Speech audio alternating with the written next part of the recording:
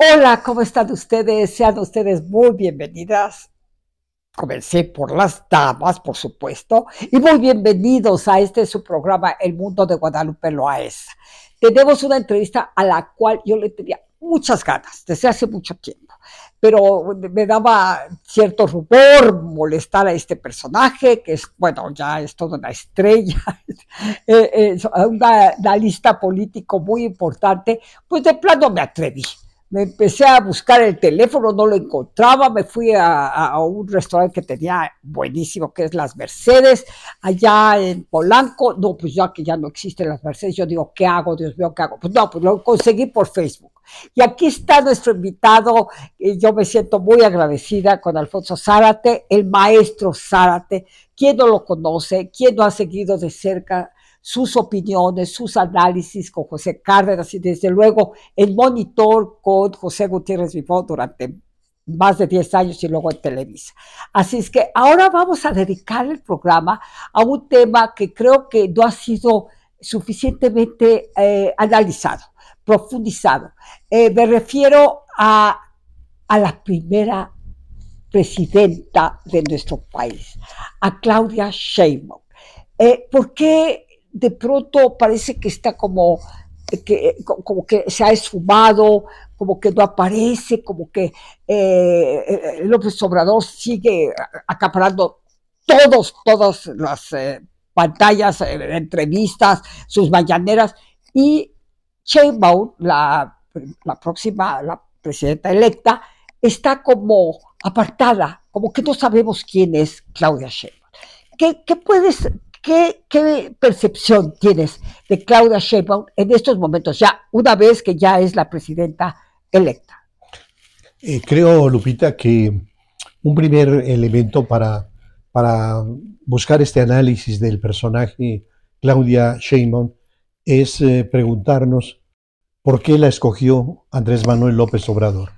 Yo creo que desde varios años atrás, el presidente López Obrador asumió su condición de gran elector, como ocurría en los años de oro del priismo, y cuando el presidente de la República era el que seleccionaba por sí y ante sí a Era la su sucesor. responsabilidad mayor, era Así es, su mayor era responsabilidad. la facultad metaconstitucional más importante, como diría el doctor Jorge Carpizo.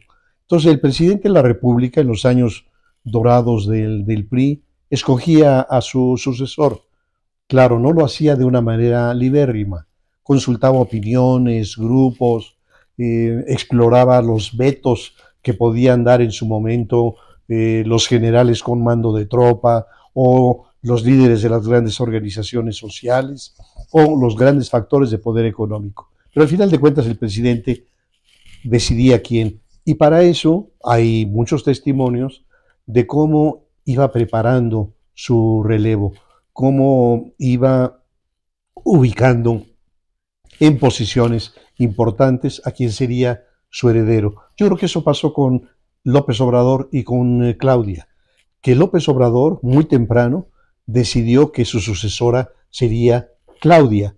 Y me parece que con una gran ingenuidad, algunos otros, como Marcelo Ebrard o como Monreal, Monreal, pensaron que tenía alguna posibilidad. Augusto. No tenía Augusto López Hernández, no tenía ninguna, porque la lógica, y en ese sentido es una lógica muy tradicional del presidente, tenía que ver con lo siguiente: escoger a alguien que no tuviera capital político propio. Eso es bien importante. ¿Por qué? Porque un hombre con capital político propio como Marcelo Ebrard o con ideas propias no sería tan fácilmente manejable. Entonces necesitaba alguien que no tuviera capital propio. Cuando ahora algunas personas dicen Claudia tiene detrás de sí más de 30 millones de votos, digo, no, esos más de 30 millones de votos no le pertenecen a Claudia, le pertenecen a López Obrador. Totalmente de acuerdo. Son votos para López Obrador y habrían sido votos para quien él hubiera decidido escoger. Entonces le escoge, en primer lugar, porque carece de capital político propio, pero en segundo lugar, porque es la que le garantiza la continuidad de su proyecto. La obediencia total. Así es. Entonces, digamos, yo creo que no hay un presidente que no se proponga que su sucesor o su sucesora rompa con su proyecto. Al contrario, Claro, al el contrario, presidente la siempre continuidad. cree que su proyecto es formidable, es el camino correcto para México, y en esa medida Claudia le garantiza, o él cree que le garantiza, la continuidad de su proyecto. En tercer lugar, le garantiza la protección. Ese es otro argumento muy egoísta, pero siempre está presente. Sí, claro. ¿Quién es el Su sucesor? protección. Así es, su protección. Y la de su familia. Claro, la de su familia. De ahí el rompimiento entre Zedillo y Carlos Salinas. Claro. Cuando Zedillo encarcela a Raúl Salinas, bueno, rompe ese pacto que viene de muchas décadas atrás, que es el sucesor protege la vida y el patrimonio y los intereses del presidente que se va, pero también de su familia. Y Claudia parece garantizarle esto mismo. Y no solo eso, también le garantiza su trascendencia histórica. Es decir, López Obrador ha procurado desde siempre el que su imagen aparezca junto con la del cura Hidalgo, la de Benito Juárez, la de Francisco I. Madero, la de Lázaro Cárdenas y la de él. Y de hecho ya en una locura hay alcaldes y políticos medianos que han mandado pintar un retrato en donde aparecen estos personajes. Y desde luego ya en estos días escuchamos a Fernández Noroña decir que pronto en los muros del Congreso de la Unión aparecerá con letras doradas el nombre de Andrés Manuel López Obrador. Ya.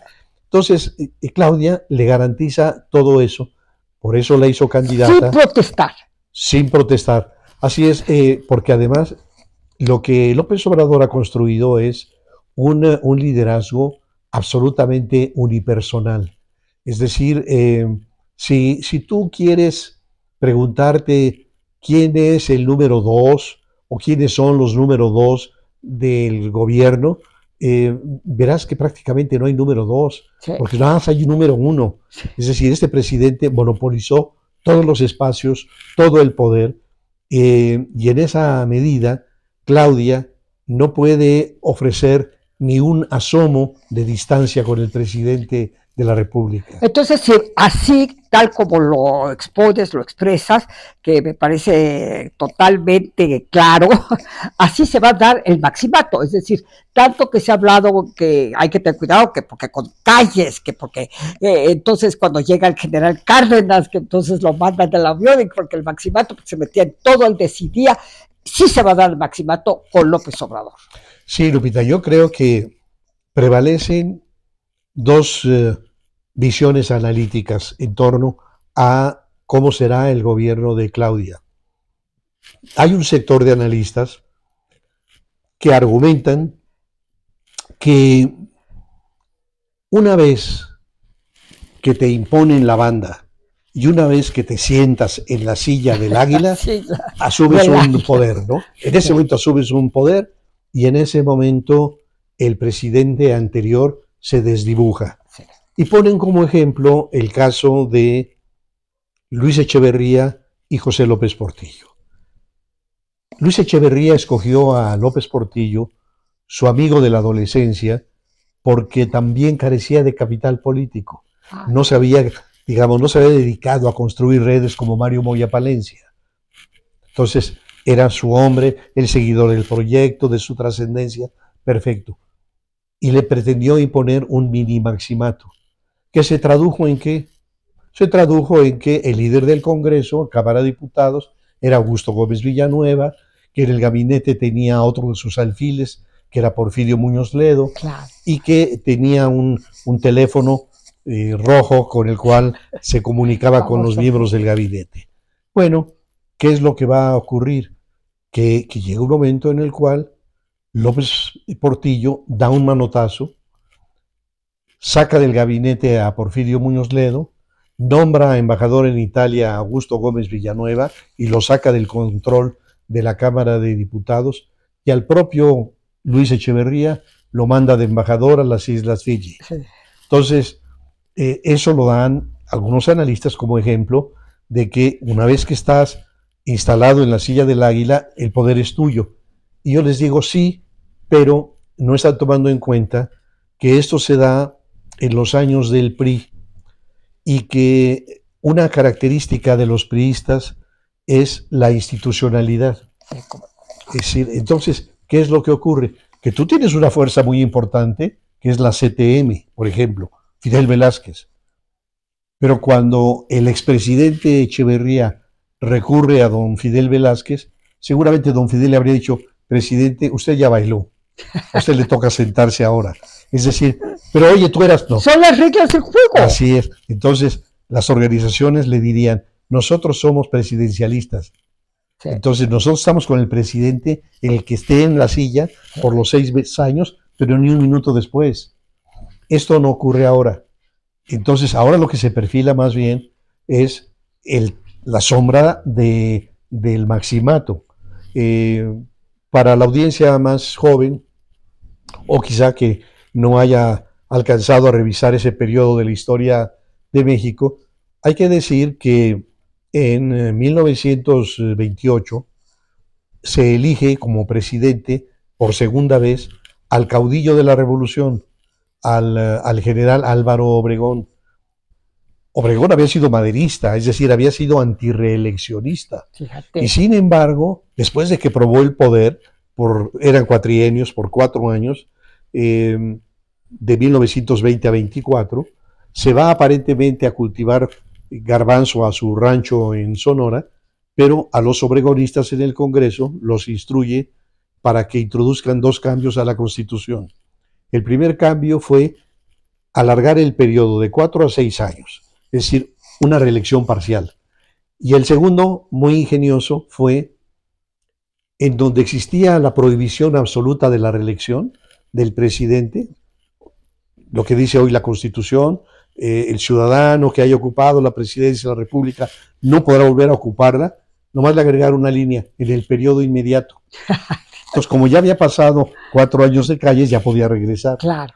Pero, ¿qué ocurrió? Pues que en el banquete que le ofrece la Diputación de Guanajuato en el restaurante La Bombilla en San Ángel, de León Toral se acerca con el pretexto de hacer una caricatura y le dispara y lo mata. En ese momento estaban dadas las condiciones para un profundo desarreglo político, porque todavía la disputa se resolvía a balazos y porque los obregonistas no estaban dispuestos a perder el poder que ya sentían en las manos. Pero Calles, muy astuto, los convence de que se aguanten, que van a ser el nuevo partido, el gran partido de la revolución, y que de ese partido va a salir candidato Aarón Sáenz, el coordinador de la campaña de Álvaro Obregón. Es decir, ya comienzan los dobles mensajes, ¿no? Los engaños y la grilla. Yo diría que empieza en ese momento la grilla. A unos les da a entender que pueden ser ellos el tapado. Exacto. Que a ver, Quesada, ¿te acuerdas? La caricatura. La caricatura el con tapado fue muy elegante. Con el tapado. Y entonces todos tenían, les mandaban mensajes subliminales, digamos, haciéndolos creer que pueden ser el siguiente. Y eso no pasó con López Obrador. Aquí fue claro cuando elige a Claudia. No tenía otra opción. Los otros lo hacían para simular, ¿no? Así es. Pero él en su fuero interno era Claudia. Ahora, lo interesante entonces en este caso es que el general Calles se convierte en el factotum de la vida política en México. Algún general de esa época se le ocurre llamarlo el jefe máximo de la revolución. Por eso se habla de maximato, porque era el jefe máximo de la revolución. Y es una época en donde Calles vivía en la colonia Anzures. Entonces, su casa estaba en Mariano Escobedo, frente a Chapultepec. Claro. Por eso la anécdota aquella muy divertida de que aquí vive el presidente, pero el que manda vive enfrente. Entonces el que mandaba y de hecho Calles es el que maneja a Emilio Portes Gil, a Pascual Ortiz Rubio, a Abelardo L. Rodríguez y Cárdenas hasta 36, 2 años de mandato, cuando Cárdenas, que era un militar con un sentido de la estrategia muy aguzado, logra crear las condiciones para expulsarlo del país. No, van por él a la madrugada, en pijama, lo sacan de la cama. Así es, en pijama. Con su libro de cabecera, que era Mi lucha, de Adolfo Hitler. Entonces, yo creo que lo que se perfila hoy sí es un maximato. ¿Por qué, Lupita? Porque el presidente tiene apergollada a Claudia. Sí. Es decir, los coordinadores parlamentarios en el Senado le pertenecen al presidente. Los 24 gobernadores de Morena le pertenecen al presidente. Las Fuerzas Armadas le pertenecen al presidente. Y quizá lo más importante, las bases sociales le pertenecen al presidente. Entonces, no tiene el margen que pudo haber tenido otro de distanciarse, porque en el momento que se distancie, en ese momento el presidente ejercerá su derecho a disentir y mandará algunos mensajes para apretarla. Así que, en mi opinión, el escenario es ese. Fíjate, te he de decir que para las mujeres fue una sorpresa y una noticia que a todas nos gratificó enormemente, saber que íbamos a tener una mujer presidenta en nuestro país machista, misógino y demás. Pero vemos a esta, yo digo que es vicepresidenta, a Claudia Sheinbaum, insiste en decir cada vez que puede, López Obrador, el mejor presidente de México. Sí. Con todos los problemas que va a heredar, con todos los baches, con todos los conflictos, y entonces sigue cada vez que puede, López Obrador, el mejor presidente de México. Y López Obrador, y no le mueve un punto ni una coma a todas sus reformas, y lo sigue ciegamente. Y eso a las mujeres nos molesta porque es un macho, porque es la autoridad, el hombre detrás de la mujer, y eso es lo que tal vez Claudia no se da cuenta, cómo irrita su papel. Yo ya ni la quiero oír, es tal su misión o su estrategia, no sé si es una estrategia política, no sé si es una manera de ser, es un enigma Claudia Sheinbaum, ¿no te parece? Sí, y déjame reflexionar en torno a este comentario que no solamente es de Claudia. Ahora que el presidente ha llevado a cabo este recorrido, la ceremonia del adiós, en donde ha llegado con un gobernador y otro, tú encuentras cómo se repite. En el caso del gobernador Castro de Baja California Sur, hasta se le hace un nudo en la garganta y casi está al punto de las lágrimas para despedir al presidente. Laida Sansores dice que los deja en un duelo, pero varios de los gobernadores han dicho que es el mejor presidente en la historia de México. Y a mí me parece una estupidez, una tontería, porque digo, entonces es mejor que Benito Juárez, que encabezó la lucha de la reforma, que construyó el Estado moderno, que enfrentó a la invasión europea de Maximiliano, que estableció la laicidad y las leyes de reforma.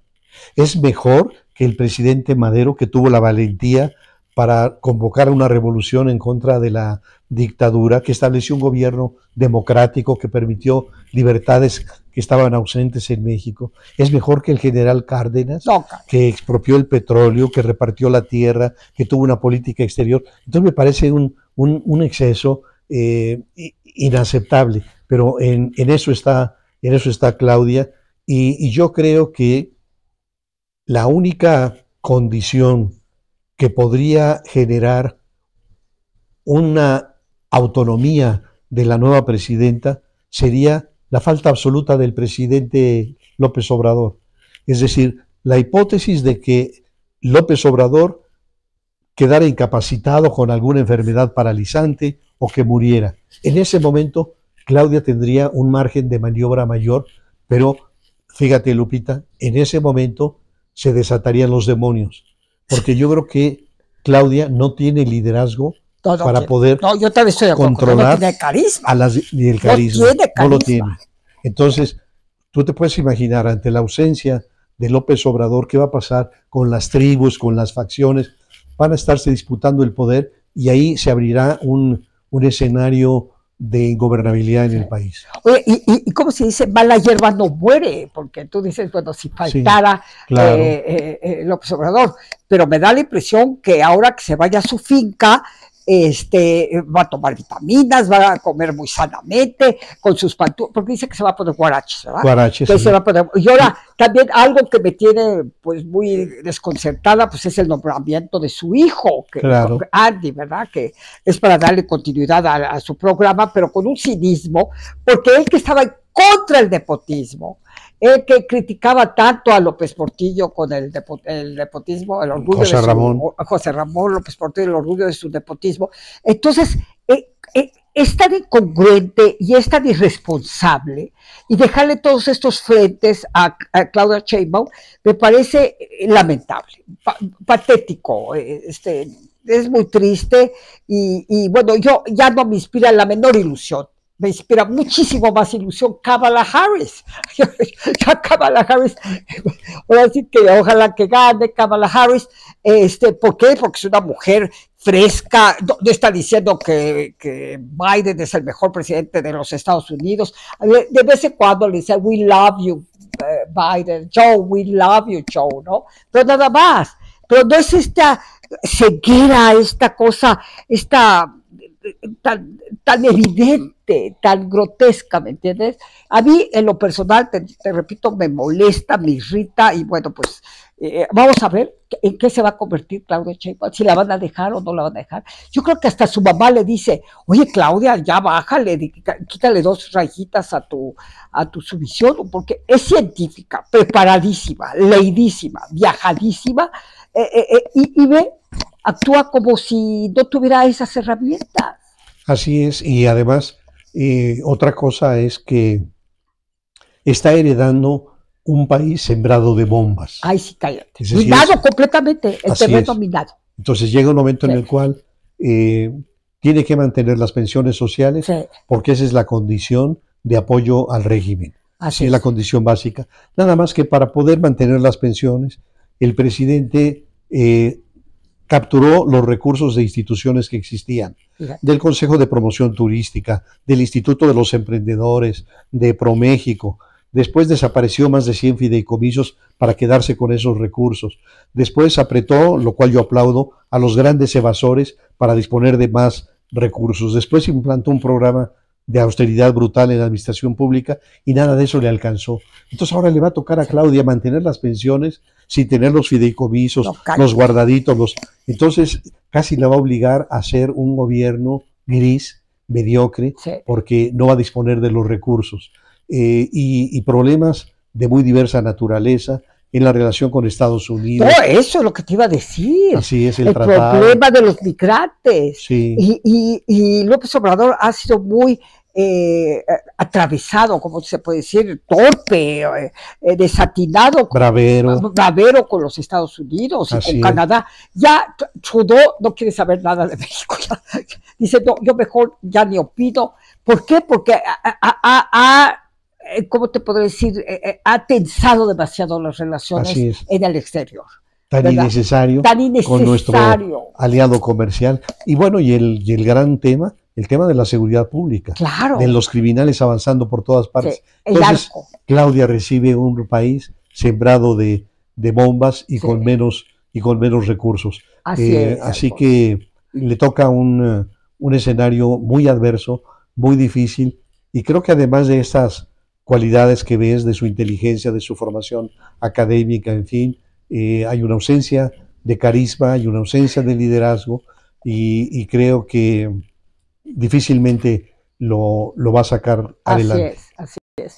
No, pues yo en lo personal lo lamento muchísimo, porque sí nos creó muchas expectativas, muchas esperanzas.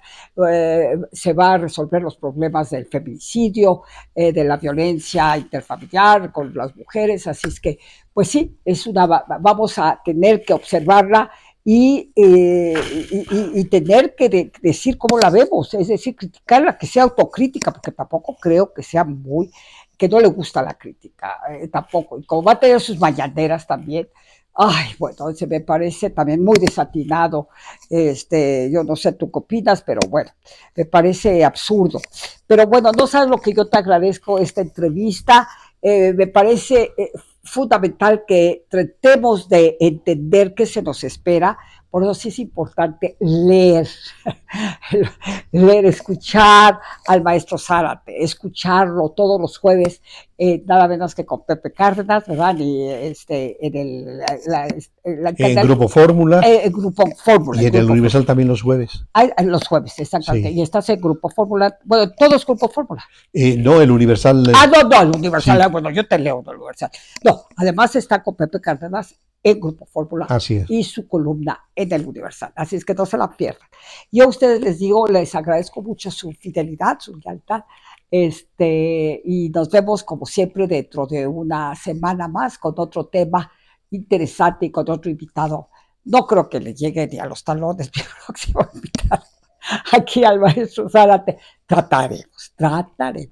Y a ustedes les agradezco mucho su atención y hasta la próxima aquí en el mundo de Guadalupe Loaesa. Muchas gracias.